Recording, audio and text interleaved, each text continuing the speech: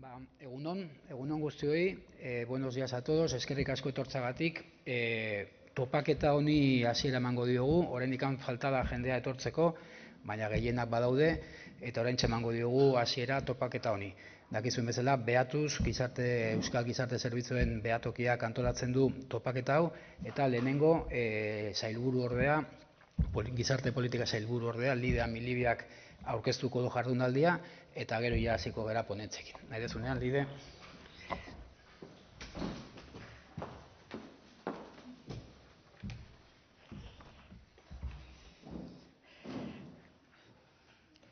Eskerrik asko, Joseba, eta lehenik eta behin eskerrik asko baita ere nola ez etorri zareten guztioi. Topaketa ontara, nik usten dut topaketa desberdina besteetatik egin ditugun neteatik pixka desberdina, formato txikiagoan, baina nik usten dut ideiak ateratzeko eta elkarren artean eztabaida bat sortzeko formato politia izan dezakegula, eta goizan zehar ideia garrantzitsuak atera daitezkela eta gero politiketara ideia horiek eraman, ez? Helburu bezala, objetivos de convocar esta. Zein dira gaurko jardunaldia antolatu izanaren helburuak? Bazterkeriaren eremuan aipatu izan diren gakoak aipatu nahi ditugu, egin ditugun lan ezberdinetan, gako ezberdinak ateratzen dira, baina eta berriro ateratzen dira puntu hauek gainera. Batetik hor, lehen arreta eta bigarren arretako egoerak daude, batez ere bazterkeria egoeran edo arriskoan dauden pertsonentzat, horrela gero eta arreta pertsonalizatua goa eskaini ahal izateko, eta hori gero pertsona horien gizarteratzean txertatu ahal izateko. Eta bestetik, bertako arretaren dezentralizazioa bilatzen dugu, bertako baliabideak egokitu egin ditugu lurralde bakoitzaren egokietara, bertako pertsonen parte hartzea indartu nahi dugu, eta baita banaketa geografiko hori antolatu ere. Hemen gauden guztiok, badakigu, nola kontzentratzen diren gure baliabideak hiru kapitaletan edo hirigune nagusienetan, eta hor lurraldean egin beharreko dezentralizazio bat dugu erronka, eta horri nola heldu landuko dugu gaur goizean zehar. Horrez gain, bi helburu horietan aurrera egiteak esan nahi du bertako eredu komunitario horretan aurrera egitea. Bertako gizarte zerbitzuen legeak zentzen du, eta guk aipatzen ditugu 4P horietan oinarritzen da. Batetik proximidad, gertukotasuna eskaini nahi dugu, eta horrek esan nahi du integraltasun bat eta jarraitasun bat eman beharko dituzela. Badira beste pi batzuk, prebentzioa eta parte hartzea, bertako pertsonen parte hartzea eta gertukotze hori kontuan izanik. Horrez gain, guk orain berriki antolatu eta onartu dugun plan estrategiko horretan 2023tik 2026 bitartean luzatuko den plan horrek 3 helburu ditu. Bertako arreta, lehen arreta eta bigarrena garatzea eta dezentralizazioa ere lantzea.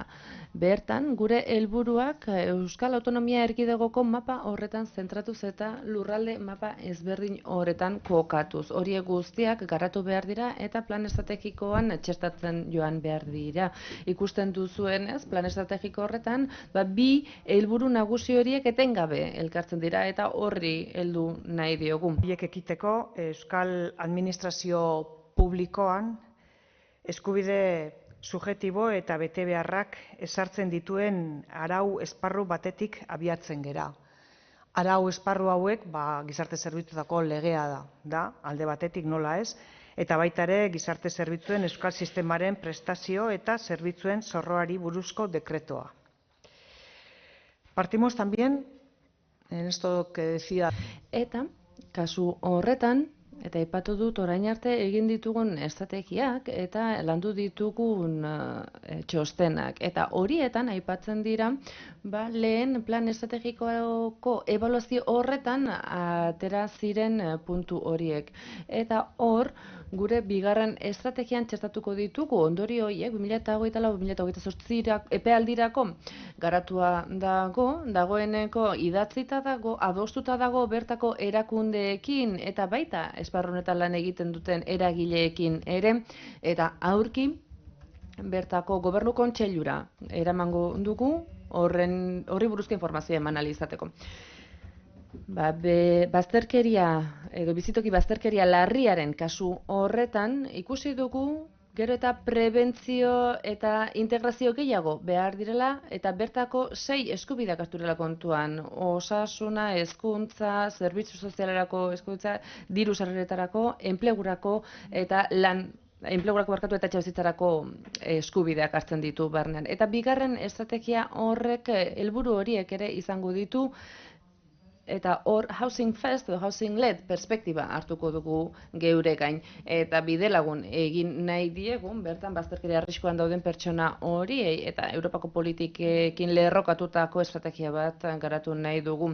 Eredu hau eraginkorra izan da orain arte Euskadin abiarazi diren estrategiekin eta guk berdintasun justizia eta politika sozialen departamentutik martxan jarri dugu dagoeneko lehen aipatutako lerro horiek kontuan izanik trapezistak problema. Eta bertan gazteria eta migrazioa uztartzen diren programa bat daukagu, housing led ikuspegian oinarritzen da, eta gainera, bertako eskubideak bermatzea du helburu. Dagoeneko 600 pertsona hartatu dira programa honen barruan, eta laneratze edo lanean txertatzeko helburua hein handi batean bete eginda gazte horien kasuan. Horrez gain, lehen plan estrategikoaren ebaluazioa ere badugu, eta bertan, bigarren estrategian bilduko diren ideiak hor daude, eta idei horien artean topatu dugu etengabeko arreta eskaintzeko aukera. Beti ere, inklusiorako estrategiekin bat eginak ez direnak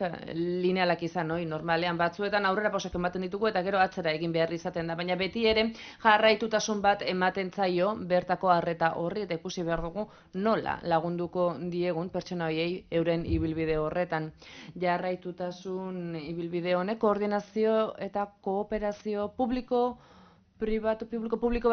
sozial handiagoa behar du, eta horretarako bertan tresna ezberdinak erabili beharko ditugu, kudeak eta garatu beharko dugu, lehen arreta eta bertako kompetentziak eskumenak nola bideratu beharko ditugu. Hau da, ikusi beharko da nola eta zer egin pertsona horiei jarraitutasun hori eskaini ahal izateko euren aurrera atzera pausu horien artean. Pentsatu behar dugu zer izango dugu buruan, eskumenak bakarrik landuko ditugu edo saiatuko gara ibilbide hori erdigunean jarri eta pertsonalizatutako arreta hori eskaini ahal izateko. Izan ere hori badakasua, instituzio eta administrazio ezberdinak antolatu egin beharko gara, gure eskura dauzkagun tresna eta baliabideak haiei eskainiz.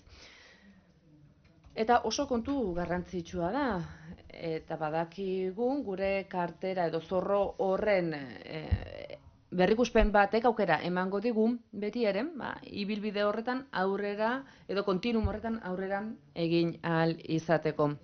Horrela, bazterkeria arriskuan dauden pertsona horiei hobeto lagunduko diegu eta hori kontuan hartuko da gure zorro edo kartera dekretu horren ebazpenean ere, eta zuetako asko horretan parte hartu duzue dagoeneko. Iruditzen zaigu lan hau oso garrantzitsua dela, mimo handiz, tentu handiz egin behar da, denbora eskaini behar zaio, izan ere hor oinarrituko da, hor erabakiko da, gizarte zerbitzuetako etorkizuneko politika publikoak nondik nora joango diren. Horrez gain, arreta dezentralizatu ere eskaini nahi diegu, bertako pertsonarien gizarteratzea bideratzeko, errazteko, eta hirigune handienetan kontzentra ez daitezen, izan ere hiriguneetan daude gure baliabide handienak, eta hemen beti ere hor sorgin gurpil hori gertatzen zaigu. Baliabideak dauden leku horretara jotzen dutelako pertsona gehienek, eta beraz bazterkeria arriskuan dauden pertsona horiek, hirigune horietan biltzen dira.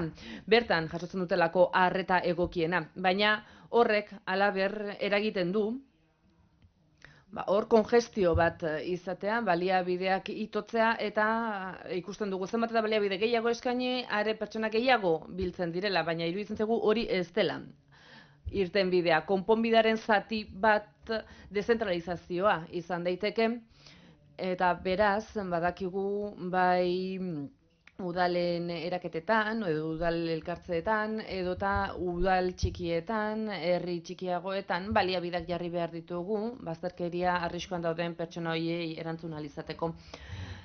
Hauek guztiak, bazterkeria arriskuan dauden pertsone horien kalitatezko arreta bat emateko helburua duten, bertako eredu hori landu nahi dugu, eta bertako sare hori hedatu.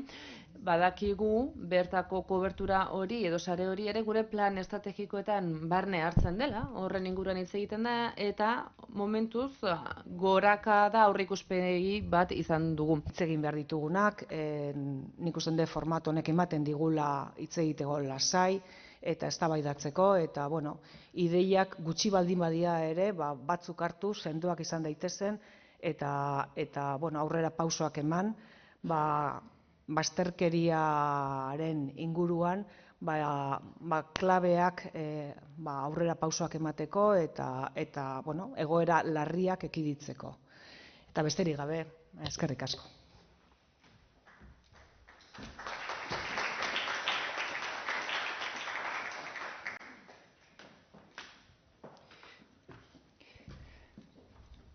Goizean eukiko dugun lehenengo ponentea, aurkeztu egingo dut. Voy a presentar al primer ponente de la mañana, es Manuel Aguilar. Manuel Aguilar da, uste dut gehienok ezagutzen duzuela, ez naiz gehiegi luzatuko, bere aurkezpenean labur egingo dut, baina azaldu nahi dut batez ere zergatik etorri den ona. Bera soziologian lizentziaduna da, gizarte lanean irakasle izan da, lehenik Nafarroako Unibertsitate Publikoan eta gero Bartzelonako Unibertsitatean. Eremu ezberdinetan lan egin duen pertsona izan da, eta uste dut bera izango dela gehien dakien pertsonetako bat gizarte zerbitzuen ibilbidean eta arazoei buruz. Bai, diru-sarrera minimoetan, izan ere bera izango da, behar bada Espainian errenta minimo hori gehien ezagutzen duen pertsonetako bat, baina baita dependentzia duen menpekotasunareko arreta hori ere lantzen du, eta gizarteratze edo inklusio sistemak ere oso ondo ezagutzen ditu, eta horretan sakonduko dugu gaur. Bera izan da, gai horietan gehien hausnartu duen pertsonetako bat, eta aztertu du era berean zein diren gure artikulazio arazako, eta lehen eta bigarren arretaren artikulazio arazak zeintzuk diren gizarte zerbitzu espezializatu horien artikulaziorako zailtasunak, eta zein izan daitezken aukerak guk orain planteatu ditugun arazoiei aurre egiteko. Eta batez ere bazterkeriaren eremuan, naiz eta ez bakarrik horretan zentratu, izan ere hor ikusten ditugu eremu ezberdinak koordinatu behar ditugula, enplegua, osasuna, etxebizitza, eta eremu horietan, lehen eta bigarren arreta ere kontuan hartu behar ditugu, erantzi egin behar ditugu, horrela ere modu integratuago batean lan egin izateko. Berak 21 minutuko hitzaldia egingo du, eta gero aukera izango dugu eztabaida bat izateko. Eta hemen petit komite honek aukera emango digu, ziurrenek galderak egiteko, eztabaidatzeko, eta baita berak esaten digun hori baloratzeko ere. Manuel, beraz, zurea da hitza.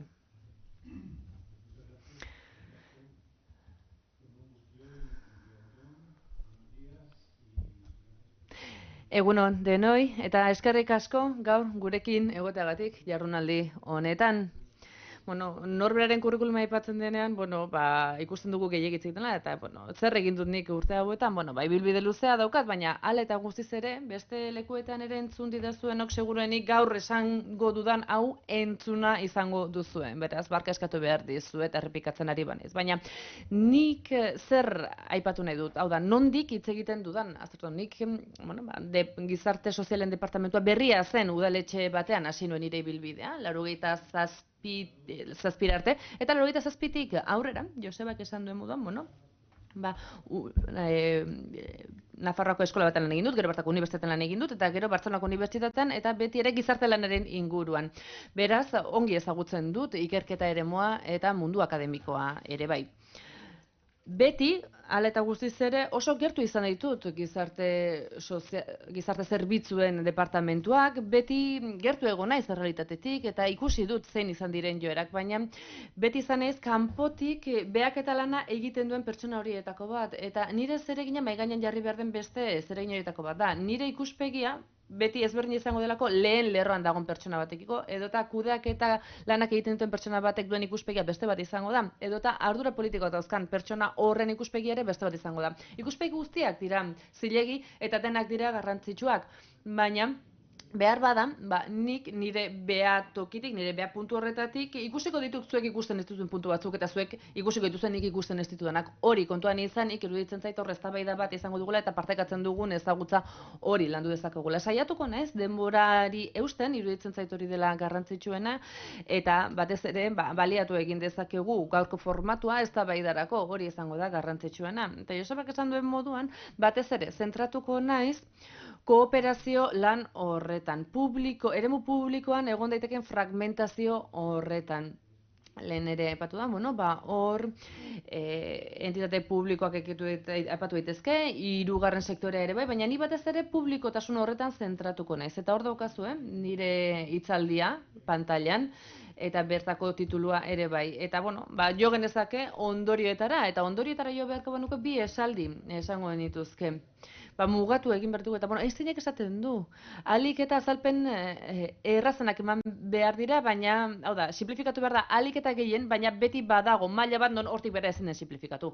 Beraz, guk ere, bertako eragile kopurua mugatu egin behar dugu, izan ere, ekintza guztiak du bere kostea, baina gauzak egiteko minimo bat beti egongo da hor. Eta bigarren ondorioa zein izango litzateke, eta honek, itxaso bete arazo zabalduko luke. Hau da, bakoitzak jakin beharko luke zer egin behar duen, zer dagokion berari, zein zer egin dagokion, eta horren arabera, norbere erantzukizunetatik abiatuta, koordinazio lan hori abiatu dezakegu. Eta hor ikusten dugu, tentsio eta konflikto gehien hor biltzen direla, bai gizarte zerbitzuetan eta bai beste zerbitzuetan. Hor dago normalean arazoa. Izan ere, denek argi badugu bakoitzari zer dagokion eta hori partekatzen bada, hobeto funtzionatuko du. Eta badakigu gure eremuan hori askotan gertatzen dela, hau ez dagokit niri, hori bestak egin beharko luke, edo niri dagokit eta bestak egin du, hori askotan gertatzen zaigu. Eta sarritan niri ez dagokidan lanak egitea egokitzen zait, eta hori gure egunerokotasunaren, esan da.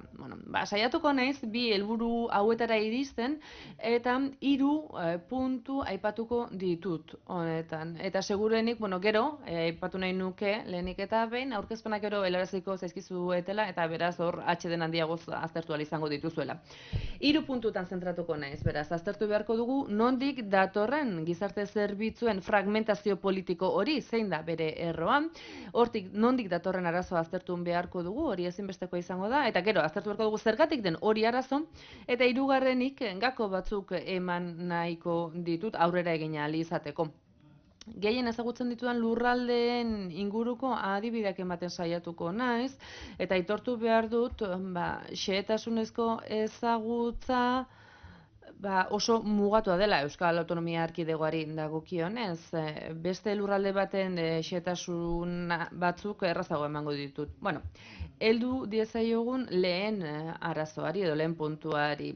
Zein da gizarte sozialen fragmentazio politiko honen erroa.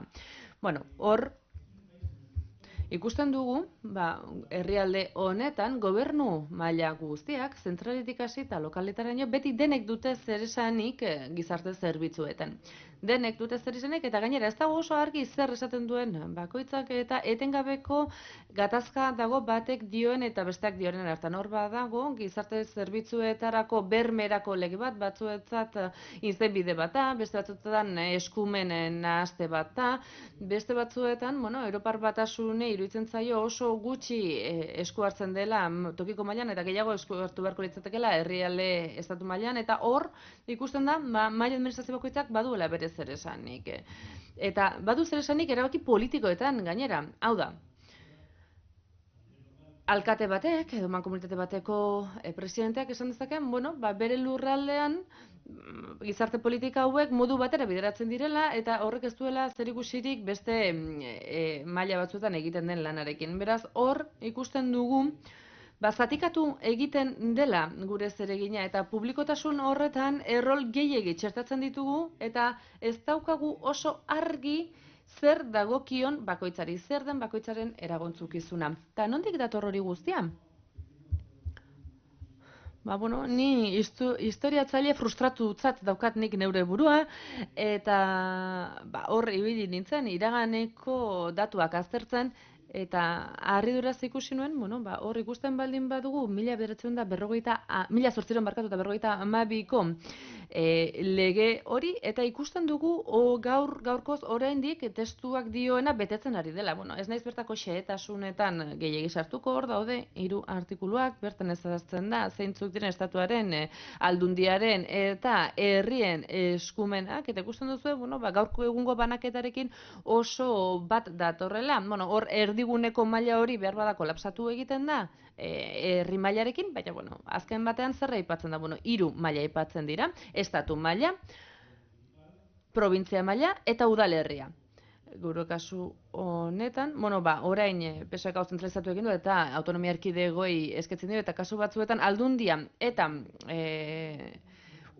probintzia ere bat datoz, badaudolako probintzia bakarreko erkidegoak, eta hor ikusten da bertan erantzukizunak ere oso gaizki erabakita daudela. Izan ere badaude zeregin batzuk bati dagozkenak, baina beste bat ere badagozkio kasu batzuetan, eta hor ikusten badugu lehiak eta zerbitzu zorroa ikusten badugu, azken batean ez direla arazo konkretuetarako erantzukizunak banatzen, hau da, ez da esaten nork egin behar duen zer arazo bat egokionez, baizik esan du, zuk ospitale bat izan beharko zenuke, zuk aterpetxe bat izan beharko zenuke pasabidean dauden pertsona horientzat.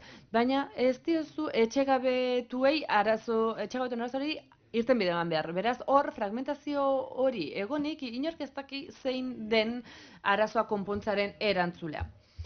Eta iragan horretara berriro joz, egia da, iragan horrek bere lorratza utzi du, bere aztarna utzi du, eta sendo dago gaurkoz ere, oraindik ere funtzionatzen du, eta ikusi dugu, bertako berrantoklaketa prozesu honek, eta bertako gizarte sozial moderno horiek, 70etik hasi, eta 80era luzatzen diren horietan, hor daude, bertako gizarte zerbitzuak, autonomia mailakoak, eta mailakoak, eta horiek guztiak gako garrantzitsuak ematen dizkigu.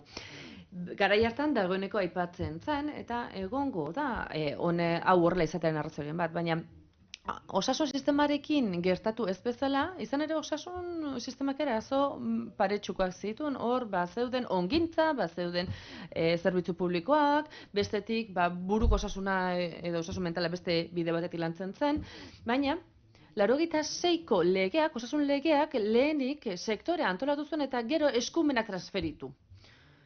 Gizarte zerbitzuetan, ez dakit gogoratuko duzuen, baina prozesu hori tantaka iritsi zitzegun eta administrazio zentralak hori bideratzen zuen. Esan zuen, hau tantaka iritsi zegoen, hau nork egingo dauzuek, hau beste batek, eta horrela antolaketa hori hala beharrez egin zuen. Baina ez zen lehenik egitura antolatu eta gero eskumenak transferitu, baizik eta transferentzia hori eginez joan zen, eta gero erkidego bakoitzak antolatu zuen bere eskumen hori ahal izan zuen edo bere gaitasunen arabera.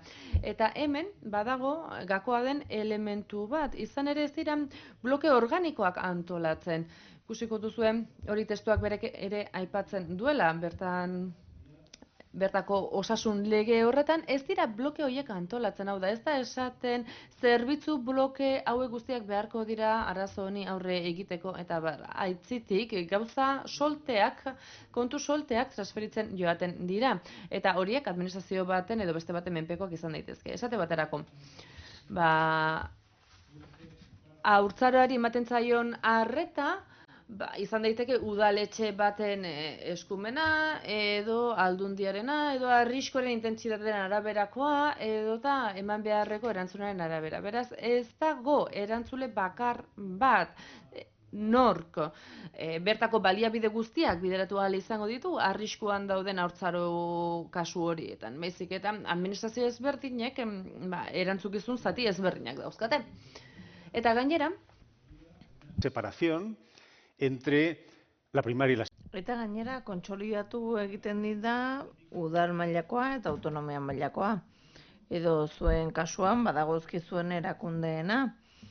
Eta hor dago lehen mailako arreta espezializatua, Eta iruditzen zait badela gauza ia salomonikoa, ez dela inbeste paper edo zerein hori banatzea, udalen, bestelako erakundeen artean, baizik eta sortzen ari diren zerbitzu komunitario horietan non profesional batzuek sortu dituzten eta bultzatzen dituzten toki mailako zerbitzuak ikuspegi komunitarioagoarekin, kolektiboarekin, eta bigarren mailan mantentzarekin egoitzarako erakunde horiek, erakunde astunago horiek kudeaketa zailagoko horiek.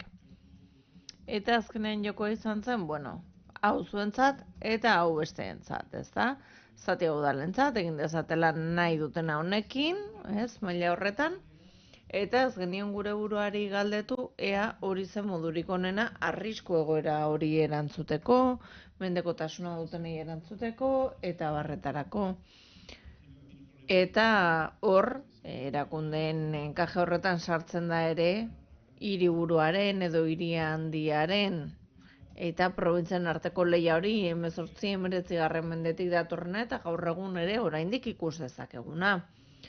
Bartzelonako aldundiak badu udalerriei gizarte zerbitzuetan laguntza emateko oso ongi pentsatutako zerbitzu oso potente bat, baina Bartzelonako udalak aldiz bere kasa funtzionatzen du, ez? Eta hori ikusten dugu ere Madrilgo erkidegoan dualtasun badago. Eta dualtasun horren arrazoia ez da irizpide tekniko bat, baizik eta logika instituzional eta politiko bat aspaldian idatorrena, eta horre sekulako zama du oraindik ere gaur egun. Eta hemen duzue legearen pasarte txiki bat, gomendatzen dizuet irakurtzea, gero patxadaz. Eta osasungintzaz hitz egiten duenean, gutaz ere hitz egiten du zeharka, ez? Esaten du nola porrot egin denean, ikusi dela ezin dela egin zatikatutako lan bat, baizik eta irtenbidea dela, tori, hau dena zuretzat. Irtenbidea, ez da ere ez hain kaskarra izan, gauza batzuk aurrera atera ahal izan direlako. Eta nik uler dezaket, zera arrazoi politiko, zera arrazoi sozial dagoen egin diren doikuntzak egiteko, egin diren proposamenak egiteko, taldeen presioak egon dira, erakundeen presioak egon dira, alderdien arteko eztabaidak egon dira, ikuspegien artekoak, eta azken batean gure buruari galdetu behar dioguna da, ea ideia ona den, edo ea arazo handiak dituen. Beraz, arazoaren gai hori helduta iruditzen zait, kasu honetan argi dagoela arazoa dagoela, eraginkortasunari dagokionez, arazo handia, eta badaukagu arazo ezakit kultural edo doktrinal bat, baina badaukagu arazo bat zaila delako pieza horiek enkajatzea, trade-offak daudelako edo dualtasunak daudelako. Eta bide bateran zioaten bagara, beste arazo batzuk sortuko dira, arazo batzuk konpondu ahala, baina beste aldera jotzen badugu, horrek eragindako arazoak konpondu ditzakegu, baina beste batzuk sortuko dira, pixka bat azaltzearren hain abstraktua den zerbait. Unibertsalizatzeak berez abantaila handiak ekartzen ditu, baina arazoak ere sortzen dira. Herritar guztiak ez dira berdinak, prozesuak ez dira berdinak, kostuak gora egiten dute, eta arreta zehatzegia baldin bada, gauza batzuk konpontzen dituzu, baina beste arazo batzuk sortzen dira, estigmatizazioa, zerbitzuen pertzepzioa txarra izatea, diskriminazioa, konparaziozko aldeak sortzea. Beraz, gizarte zerbitzuetan printzipio batzuk ulertu behar ditugu dualtasun bezala, baina ez dugu ulertu behar badagoela ona eta txarra den hori, ez dago dela dikotomia hori, ez da ona unibertsala dena eta txarra zehatzen duena. Ezin dugu logika horretan erori, eta iruditzen zait ulertu behar dugula trade-offak direla, oreka puntu konplexua direla, eta gerta daitekeela ikuspegi zabalagiarekin arazo batzuk sortza eta estuegiarekin beste batzuk sortza. Beraz, helburua da oreka zail hori aurkitzen asmatzea egoera bakoitzerako. Eta jarraian gehiago zehaztuko dut, baina Horrez gain, gure sistema pizgarri zital batzuk ere ezartzen ditu, funtzionatu ahal izateko. Eta honi buruz gauza pare bat. Dezentralizatzea ideia ona alda.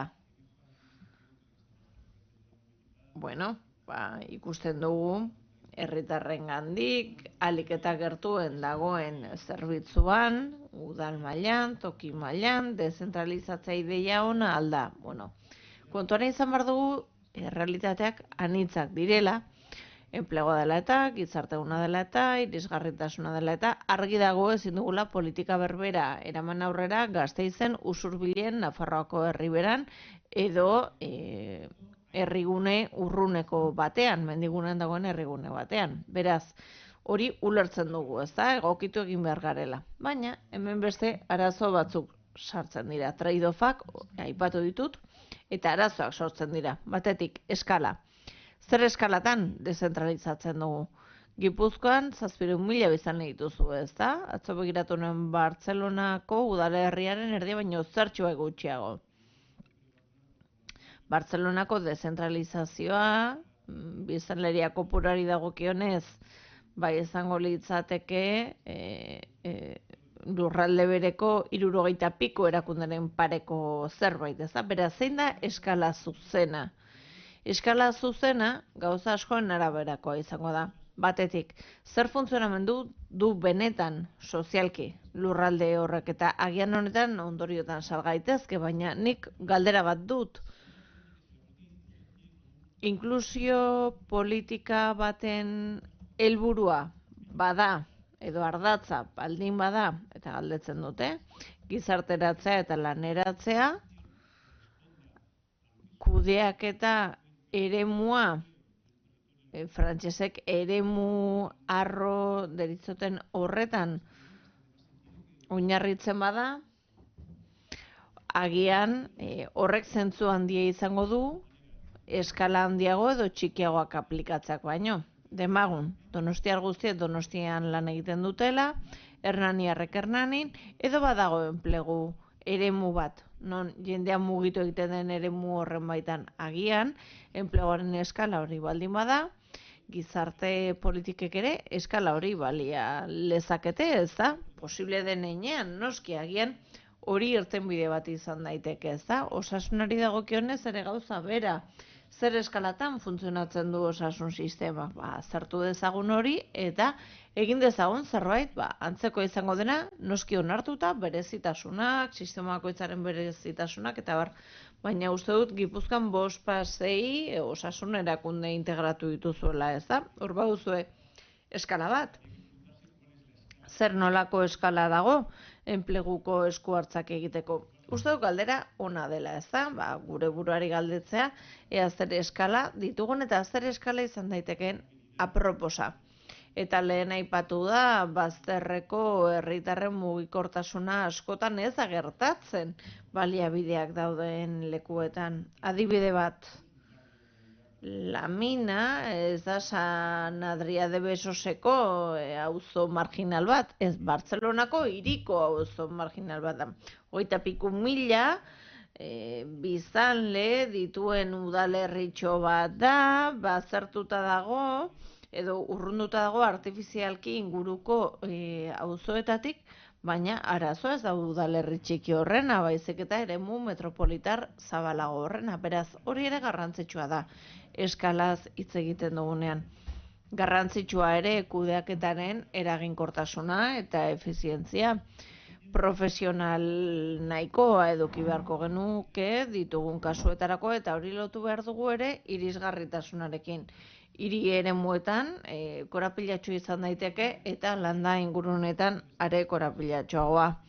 Gustatzen zaigu dezentralizatzea, oso udalgintzaren aldekoak gara, asko gustatzen zaigu, baina herrialdeetan ikusten badugu dezentralizazio handiko eredu arrakastatsuak aurki ditzakegula Eskandinaviako herrialdeetan, Erresuma Batuan ere salbuespen baituzte arrakastaren adibideak, Eta guztiek arrakasta izan badute izan da beharra adinako tamaina zuten toki erakundeak erabili dituztelako. Eta hemen ez da borondatezko aukerarik egon, legeak ezarrita modu oso drastikoan ezarri egiten zen, ezarri bazela 200 piku zituzten, 100 pikura igaro ziren, Kataluniako herritar kopuru antzekoa dute, beraz ezarri egin zuen gobernuak hori zela tamaina esan zuten. Ez nahi dugu kudeatzea lehen mailako arreta, nahi dugu kudeatzea osasuna, nahi dugu kudeatzea gizarte zerbitzua, unitateak handiagoak izan behar dira. Beraz, erakunde horiek, toki erakunde horiek, zuten tamaina gobernuak ezarri zuen, etzen borondatezkoa izan. Eta erakunde horiek tamaina apropos bat izateaz gain, badute ere gaitasun politikoa, kudeaketarako gaitasuna autuak egin ditzakete. Adibidez, zuzenean, aukeratzea oso garrantzitsua da, hauteskundeen bidez hori oso garrantzitsua da, baina adibidez gure lurraldera ekarrita. 51 eskualde kontseilu ditugu, Katalunian okerrez banago, eta baten batek alde dezakezalda hori proposamen apropos bat, toki erakunde horietarako, baten batek baietz pentsa dezake, baina zer gertatzen da? Zeharkako kudeaketa bidez gertatzen dela. Ni ez naiz gogoratzen nor den presidentea une honetan, baina Generalitateko presidenteari buruz pentsatzen dut denok dugula argi nor duen kargu hori. Amaitzera noa. Beraz, kasu honetan gertatzen dena da, ez dagoela argi ordezkagarritasun hori. Behar duguna da, behar adinako tamaina izatea toki erakunde horiek, edukitzea herritarren aldetik argi eta garbi ordezkagarritasun hori, ikustea nik bozka honekin hau eragiten dut, eta finantzaketa autonomoa. Hori ere ezinbestekoa da Eskandinaviako eredu dezentralizazioa udalei azaltzen dugunean, ez diegu esaten fezaren lehenengo zati hori guztia udalak jasotzen duela, bilketa horren zati hori udalari doakiola zuzenean esaten diote. Hau da zuen erantzunkizuna, hau dira zuen baliabideak orain kudeatu. Fezaren diru bilketa horrekin. Europako beste herrialde batzuetan badaude eredu zentralizatuagoak, osagarriekin, Alemanian, Frantzian, era horretako zerbitzuak dituzte. Gizarte zerbitzuak eta toki zerbitzua badira politika zentralizatuen osagarri. Eta Alemanian badago adibide bitxi bat, inklusio eta laneratze politiketan eta errenta bermerako politiketan ardura zentrala da, baina aukera dago eskuordetzeko udal jakin batzuei baldin eta proiektu sendo bat aurkezten badute. 100 bat udalerri dira Alemanian horrelako politikak aurrera eramaten dituztenak, erantzunkizuna bere gain hartu dutenak, proposamen egite dute eta erabakitzen da ea eskualdatzen den ala ez erantzunkizun hori. Eta amaitzeko, oso garrantzitsua da zerbitzuen sistemak lerrokatzea. Erantzunkizunak eta baliabidea maila desberdinetan daudenean desoreka sortzen denean, orduan zailtasuna sortzen dira. Zenbat eta lerrokatuago egon. Batetik lurralde eremua, bestetik arduradunak, orduan disfuntzioa txikiagoa izango da. Adibidez, Osasun eta gizarte zerbitzuen arteko lankidetzarako PIAIS programa martxan jarri zenean Katalunian, arazo txikia, asko txikitzak jo dezaketen arazo bat, baina benetan arazo aintzat hartzekoa zena, bazen zailtasuna zeudenak, gizarte zerbitzuekin harremanetan jartzeko osasun zerbitzutik, 3 erakunde desberdin zaudelako, gainera eremu batzuetan ez zegoen horrelako irudirik, eta hor bazegoen hutsune bat, bazegoen zailtasun bat. Suedian erreforma bat egin zuten, 80ko hamarkadan okerrez banago, osasun sisteman, eta zenbait erantzukizun udalei eskualdatu zizkieten. Eta zer gertatu zen? Udalak edo alkateak ordaindu behar zuenean, tontakeriak amaitu zirela, ez da? Esan zuten, bueno, nirea da gizarte zerbitzuen eta osasungintzako eskumena, beraz, ongi bideratuko ditut erabiltzailea batera ala bestera. Hor, kostuetan ere aldeak egon daitezkelako. Beraz, hor, bermatu zen kudeaketa txukunago bat. Eta honekin bai amaituko dut. Lehen aipatu dut pizgarria daudela, eta politologoek esaten dute badagoela blame shifter edo errua bere gain hartzen ez duenaren arazo hori hemen, ez da? Esaten dugu, edozein eragilek esan dezakela gauzak ez doazela ondo, beste eragile bati leporatuta erantzunkizuna. Hori gertatzen da. Eta badaudere veto player edo betorako eskubidea dutenak, horiek askatasun osoz mugitu daitezke hemen, Gipuzkoan ez dakitelako hori gertatu den, baina guk beste erkidego batzuetan ikusi dugu nola erabaki zuten mendekotasuna zuten pertsonei etxeko zerbitzurik eskaintzari uko egingo ziotela, beste batzuk arduratu beharko liratekelako, horrelakoak ikusi ditugu, ezta? Eta ez dakit Gipuzkoan nola zaudeten ere, baina kasu batzuetan ere ikusten da koordainketarako gaitasun handiagoa duten pentsiodunei eskaintzen zaiela lehentasunezko zerbitzua, ez dutelako pentsio altuena eta hortaz koordaintzeko gaitasun handiagoa. Beraz, horrelakoak gertatzen dira. Egon daiteke jendea beto bat ezartu dezakena, erabaki dezakena gauza beste batera egitea eta horrek arazoak ekartzen ditu. Beharrezkoa da, esango nuke, amaitzeko erantzun alternatiboak esku berberetan egotea. Aurrera egiteko gakoak zeintzuk dira. Bueno, ez dizut esango nola egin daitekeen Gipuzkoan, hori zuek dakizuelako soilik, eta zuei dagokizuelako ezagutza zehatzetan oinarrituz, eraikitzea eta helburuak ezartzea. Baina, iruditzen zait, bloke organiko deritzen horiek definitu egin behar direla iruditzen zait. Zer gauza sartu behar ditut bloke bakar batean honek funtziona dezan.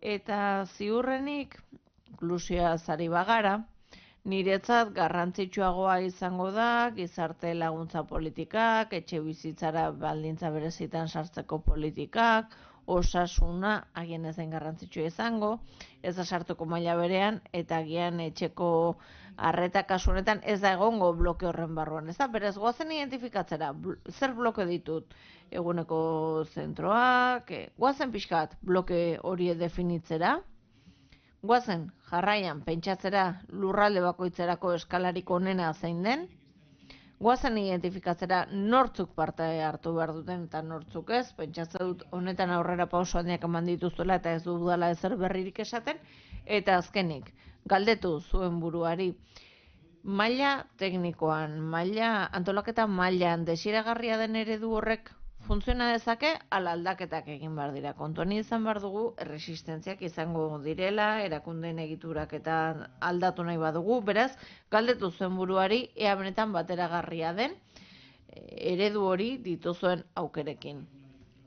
Amaitzeko Madrilen, mahai inguru batean egon nintzen, eta bazegoen autonomia erkidego bateko zuzendari bat gizarte zerbitzuetakoa uste duzela, eta aipatzen zen mendekotasun legea, ez? Eta horren inguruan sortzen ziren kezka batetik, ea prest gauden horrek dakarren gastu publikoa, horrek dakarren kostua ordaintzeko prestote gauden, eta bestetik administrarien zatiketaren arazoa, ez da? Horri buruz hitz egin zen, mahai inguru horretan, eta mahai ingurua amaitu zenean, zuzendari hori etorri zen igana eta esan zen aizuzuk diruari buruz hitz egin duzu eta niri ez zait iruditzen diruarena, kostuena, arazoa denik, niretzat hori zen zailena, baina esan zen hori ez da arazoa, baina bestea aztu ez duzulako inoiz ikusiko parre egin nuen momentu hartan, baina urteak igaro ala ikusi dut errazagoa dela, mendekotasunerako barne produktu gordinaren 100 bideratzea egitura aldatzea baino.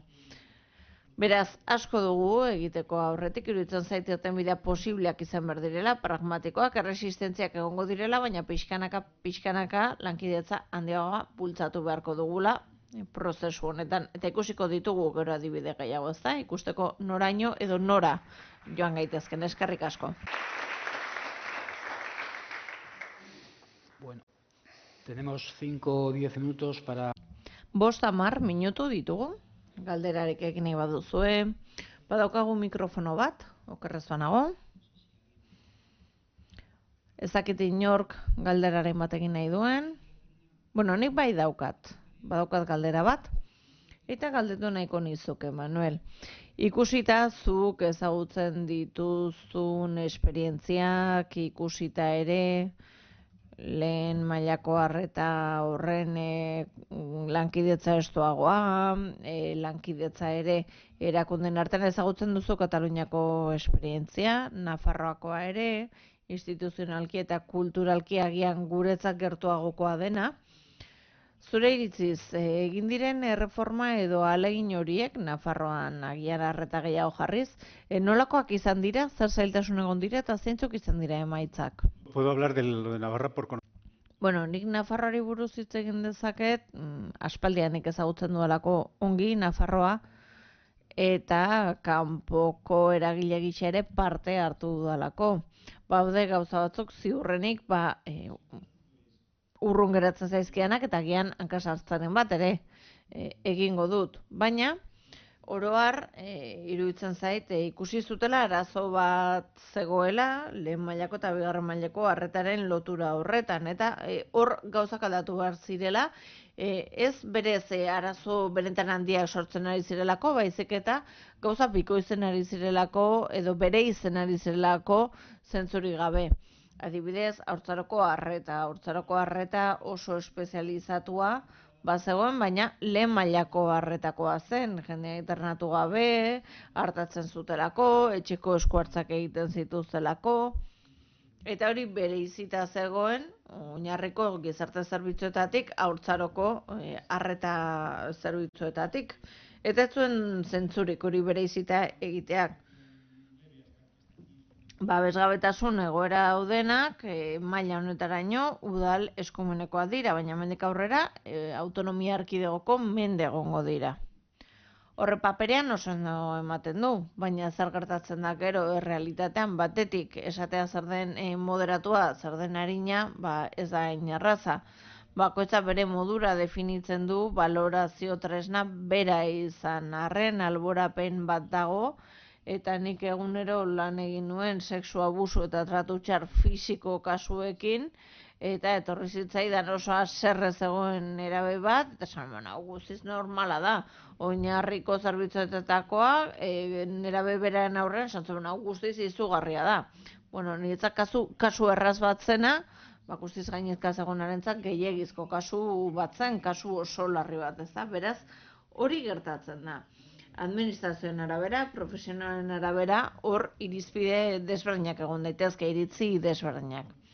Bestalde, honek ere eragiten dio arretaren jarraitasun horri. Badaude aurrentzat oso arriskutsua diren egoerak, demagun aitak, amak, osasun mentaleko arazo bat izan duela, gertakari bat egon delako, baina hurrengo astean agian egoera suabeagoa izango da. Eta aurrori egongo da administrazio batetik bestera, ez da? Larritasun maila aldatu egiten delako. Beraz, ikusi zen aurrera egin bartzela horretan, eta egin dena da ikusi ean oraino iritsi daitekeen lehen mailako arretako zerbitzu hori, talde espezializatu horiek ikusita, eta adibidez, haurtzaroaren kasuan, proposatzen zena zen, zentralizatuko zela baldin eta jada gertatzen bazen kustodia kentzen zela, edo horrelako zora gertatzen zela, bestela lehen mailako arreta horretan gertatuko zela. Kasu batzuetan zer gertatzen da, badagoela fundazio publiko bat, eta adibidez erkidego mailako zerbait edo badagoela, ezakitzen bat komunitate, udal, tartean sartuta eta horrarazoak gertatzen direla lankidetzarako. Eta zer gertatzen da? Printzipioz, gustatzen bazaigu esaten digutena denok ados egoten garela, elkarlanerako prest, baina ez bazaigu gustatzen denok hartzen dute ahotan autonomiaren garrantzia eta barrez. Eta askotan esaten dute zurekin jarriko naiz ados, baina gero badakit beste hark egiten diala kaso eta harekin dut harreman errazagoa, beraz hori ere gertatzen da. Eta hau esaten dut, kontuan hartu behar dugulako gauzak gaizki diseinatuta daudenean, barkatu gaizki hitza erabiltza, baina komatxo hartan gaizki diseinatuta daudenean, nork ateratzen du onura hortik. Eta errespetu osoz esaten du, baina norentzat da mesedegarria hori. Eta denok behar izaten ditugu, gure arnasunak, baina gertatzen da, ez? Ez dut nahi arazoak gehiagin hastea, ez dut nahi honek zailtasun gehiegi eragitea, beraz autonomiari buruz hitz egingo dut, ez dizaten pixka bat gehiegi zaildu nire egitekoa, ez da. Eta Nafarroaren kasuan badaude lehenengo fase horretan, ez? Bloke organikoetan eta eskalan, ez daude beste egiturak eta horretan. Eta hor zailtasunak sortzen dira dagoeneko. Aspaldi uste dut 80ko hamarkadan, kontseilari batzu, zuzendari batzuk esaten zutela, aizu zergatik ez dugu egiten osasungintzarekin bezala, izan da hila dena gobernuarena, eta gero sakabanatzen da, eta hitz egiten zen, baina gero arazoak sortzen dira, nork ordainduko du, zer gertatuko da udaletako zerbitzuekin, udal txiki batzuek esaten zuten, gizarte zerbitzuak enduko dizkigute, eta 5 kilometrora dagoen herriera emango dituzte, sekulako hondamendia izango da, horrelakoak sortzen dira, tentsioak. Eta iruditzen zait, hori dagoela eskemaren lehenengo parte horretan, lehenengo fase horretan. Eta beste lekuetan ikusi dudanaren arabera funtsen egin dutena izan da egokitzapen bat erresignatzeko, ez? Eta deno dakizuek Kantabrian zer gertatu zen mendekotasun legearen aurrean udalek esan zutela, ez zutela bere gain hartuko mendekotasuna. Eta haientzat gainera aipatu behar da doakoa zela. Autonomia erkideoko gobernuak ordaintzen zutelako. Zer gertatzen da honekin? Askotan pertsonei etzaiela ongi etortzen mendekotasuna onartzea, koordainketa garestiagoa delako eskuduna den erakunderen arabera, gainera askotan ez dutela nahi aitortzari jaso. Orduan hartatzen dituen profesional aldatuko delako, horrelako gauza gertatzen dira, ez? Itxura zentzugabea direna, hori gertatu da Kantabrian. Eta pixka bat osatzearren iruditzen zait beste erronka bat dagoela ere, eta iruditzen zaidala behar ditugula mekanismo batzuk, formula originala pentsatu ahal izateko zerbitzuen antolaketarako. Eta askotan, ez da erantzukizunaren arabera antolatzen, baizik eta zerbitzu motaren arabera, eta agian ez da litzateke interesgarria izango ikustea lurralde batean ea eguneko zentro gisa, egoitza gisa, eta arreta zentro gisa funtzionatzen duen erakunde bat izateak funtzionatzen ote duen. Aztertu dezakegu, ez da agian irtenbidea izango, baina agian interesgarri izan daiteke aztertzea beste herrialde batzuetan badakit funtzionatu duela, ezakit hemen funtzionatuko luke, baina ezakit gero zer nolako abesgaiztoa izango litzateken hori sartzea ditugun zor horien guztien artean, ez? Hor da zailtasunak nire ustez. Muy bien, pues si no hay ninguna pregunta más, como vamos... allí, bai. Beste galderarik ez bago, bai, Han? No, pero lo que sí agradecería es que antes de preguntar os presentáis y así también sabemos quiénes somos. Mi nombre es Rafaela Guillén, vengo del Ayuntamiento. Rafaela Guillén naiz, Irungo udaletik nator, eta orain banaiz lehen arretako arduraduna 22 gizarte langile ditugu, eta atsegin handia da, zu ezagutea benetan izugarri gustatu zait entzutea, esan duzun guztia, eta ez dakit beste erkidego batzuetan, beste udalerri batzuetan, nola kajatzen duten Gipuzkoako errealitate hori. Ez dakit baduzu horren berri, zehazki haurtzaroari dagokionez eta esklusoari dagokionez. Lehen mailakoa eta bigarren mailakoa den horrez gain, 3. sektorearekin nola uztartu, gero eta indar handiagoa duelako hemen eta 3. sektore azpi kontratatuta dago, botere handia ematen zaio, Eta berez ez da lehen mailako eta bigarren mailako interlokuzio hori behar dugunik, baizik eta lehen mailakoa, bigarren mailakoa, hirugarren sektorea, norekin hitz egin behar dut, nork du aginpide handiagoa. Ikusten ari gara, daudela egoera benetan konplexuak eta batzuetan esango nuke kafkianoak ere badirela. Irunen eta iruditzen zait Gipuzkoako beste udalerri batzuetan ere hala dela, ez dakit nola dauden, Bizkaian edo Araban, baina guk gure kasuan nola egin, nola sartu, komunikazioa konplikatua delako organigrama horretan, nola sartu beste osagai hori, gero eta indarra handiagoa duena, eta beharrezkoa iruditzen zaidana. Oso egoera konplexuak ikusten ari garelako, une honetan eskerrik asko. Tanto a Manuel como si va a haber... Eskertuko dizuet, beste galderarik egongo balitz, ahalik eta laburren egiteko, denbora agurtzen ari zegulak. Bai, bueno, ekarpenak ere egin daitezke, ez dute zertan galdera izan. Bai, Txema.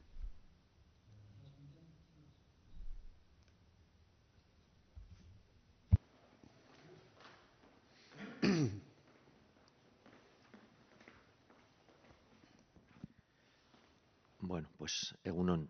Josi Txema Duke. Egunon, Txema Duke naiz. Eta giza zerbitzuetako azpizuzendaria naiz, azpizuzendari teknikoa, Bilboko udaletxean. Eskerrik asko, Manuel. Izan ere, bueno, beti ematen diguzu zer pentsatu, eta hori beti dago ongi.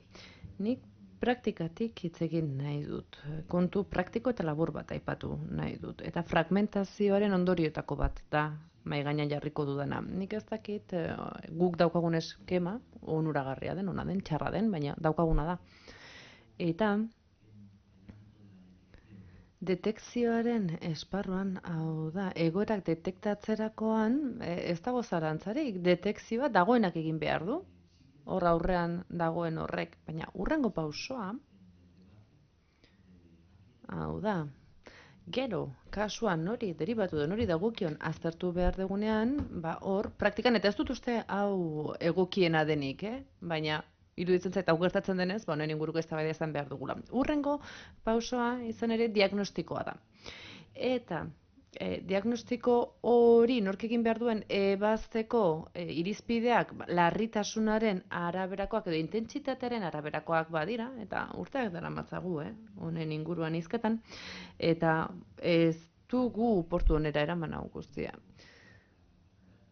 Hau da, diagnostiko hori egiteko gaitasun hori, eta lehen aipatu duzu, oso zaila da erabakitzea zer den larria, zer den moderatua, zer den arina.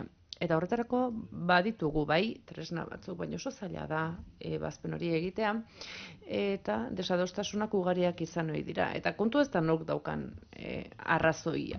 Baizik eta diagnostikoa egiterakoan larritasun eta intentsitate irizpideak kontuan hartu behar baditugu iruditzen zait horrek ematen diola benetan aginpide hori edo almena administrazioari, eta iruditzen zait kezkatzekoa dela eta mahai gainean jarri behar dugula. Ez dakit zer iritzi duzun honen inguruan. Behar bada, hau konpondu izan da, beste nonbait, beti ere fragmentazioa kontuan izanik noski. Bueno, bi galdera hauei erantzungo diegu. Bueno, hirugarren sektoreari dagokionean ez naiz gehiegi luzatuko. Nik, eremu instituzionaletik hitz egingo dut, eta, ies egingo diot. Galdera horri ni ez naizela aditu esanez, eta behar badan nire erantzuna intuitiboa izango dela, eta ez ongi oinarritutakoa. Baina hemen, kontuan hartu beharko genuke, eta hau bai esan nahi nuke, kasu honetan hirugarren sektoreari dagokionez, baina gainerako erakundei ere aplika daitekeen kasua da hau. Batzuetan iniziatiba, norbere iniziatiba egiten du, baina hori administrazioak bideratu du hein batean. Hau da, nik ez dakit hau eredu egokiena den edo ez, baina kasu askotan gertatu da, hirugarren sektoreko eragile asko zerbitzu kudeatzaile bihurtu dira. Eta ez dakit hori ona den edo ez, baina batzuetan hori ez da gure erabakia, hori administrazioak bideraturiko zerbait izan da, eta orain kexatu behar badugu eredu hori ez dela eraginkorra, pentsatu beharko dugu nola iritsi garen horrein. Beste eredu mota bat nahi badugu, birpentsatu egin beharko da eredu hori. Eta ulertu beharko dugu hirugarren sektorearekiko harreman horiek epe ertain eta luzera egiten dela. Ezin dugu erabaki hurrengo urterako beste era batera antolatuko gara. Izan ere, bale, hurrengo urtean horrela bada, hurrengoan zer gertatuko da. Hori pentsatzeko epe luzeko eztabaida bat behar dugu, sakoneko eztabaida bat, eta ikusi behar da, halaber, egun hirugarren sektoreak baditula oso elementu interesgarriak, administrazio publikoarentzat interesgarriak izan dira, baina bestetik desgaste maila handia ere badugu eta kontuan hartu behar da. Bestetik, bigarren argumentuari dagokionez iruditzen zait, gakoa dela, zuk aipatzen duzun bigarren pauso hori, ez da, diagnostiko hori egitea, nork erabaki behar du, da, ze erantzun eman behar zaion kasu bakoitzari. Iruditzen zait, diagnostiko hori eragile bakarrak egin behar duela, eta eragile horrek erantzun posible ezberdien arteko aukera hori izan behar duela. Aukera anitzak izan behar ditu da. Nik erabaki behar badut, hemen esku hartzen mota bat edo beste bat aplikatu behar den, instituzioenzagoa, gutxiago instituzioenetakoa, eta bar, hau da, norbaitek erabaki behar badu hori ezagutza izan behar du, eta gainera baliabide horietarako helmena, irismenara izan behar du. Gertatzen zaigu, lurralde askotan, menpekotasunaren legerekin, etxeko arreta bada, honi tokatzen zaio, eguneko zerbitzua bada beste norbaiti, edo eta autonomia erkidegoari, hau da. Hemen arazoa da, egoeraren kalifikazioa, edo mailaren kalifikazioa ezberdina dela, eta arazoa gainetik entzun saiatzen garela, hurrengo baten gaitasunen arabera, edo itxaro zerrendaren arabera, eta arabidaltzen dugu. Ez dugu pentsatzen benetan zein den erantzun egokiona pertsonarentzat, eta oilenik, eta bestetik jokoan jarri behar ditugun baliabideen erabilpenik egokiena egingo duen irtenbide hori den ere ez dakigu. Beraz, hor badira oso bitxiak eta bereziak diren kasu batzuk, eta behar bada kanal berezia berdutenak, baina hori, salbuespenezko egoera hori entzatuz dezagun, gainerakoan antola dezagun, artikula dezagun. Beto. Eta valorazio tresnei dagokienez, eta kasunetan ere, bazterkeriari aplikaturikoak izango dira, naiz eta hau beste kasu batzuetara eda daiteke. Iruditzen zait, hemen, Euskal Autonomia Erkidegoan, edo Nafarroan, edo eta beste eskala batzuetan, Katalunian, katek egin zutena, esateotreko hor,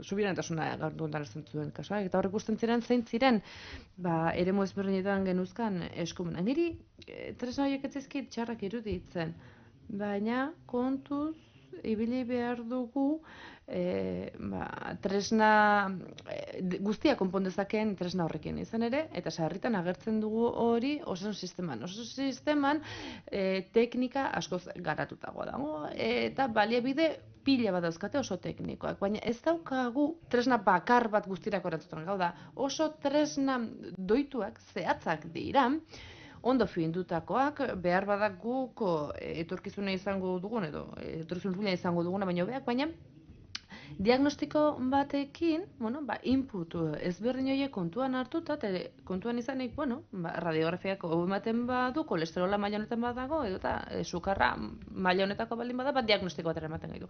Guk, aitzitik, pentsatzen dugu, tresna horrek puntuazio bat ematen duela, horrek dagoeneko, ze esku hartze egin beharren erabakitzen duela, eta bar.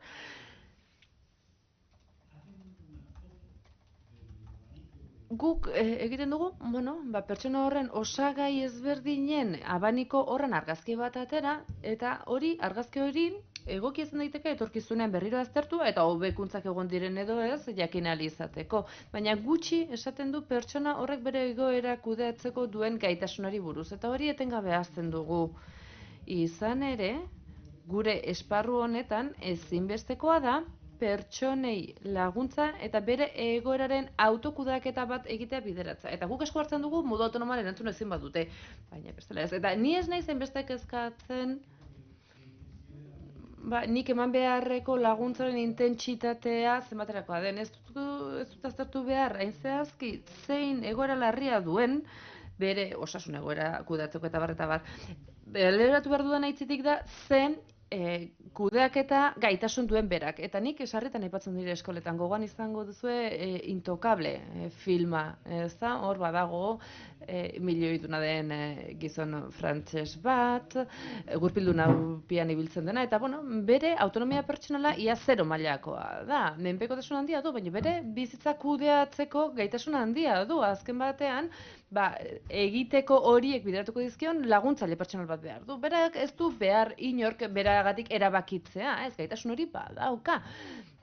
Eta beraz, kasu batean, desgaitasun funtzionala baldin badaukagu, baina kudeaketa gaitasuna handia badaukagu, baldin badakigu zein zerbitzutara jo, norago zer egin, kasu horretan, bere prozesuak laguntza gutxiago beharko du, beste batek baino, non, bueno, behar badezunaen desgaitasun maila handia, edo eta hain desgaitasun funtzionala handia, baina ez daki nondik jo, nora jo, zeate jo behar duen eta bar. Eta ez daki tresna horiek neurtzen beraz.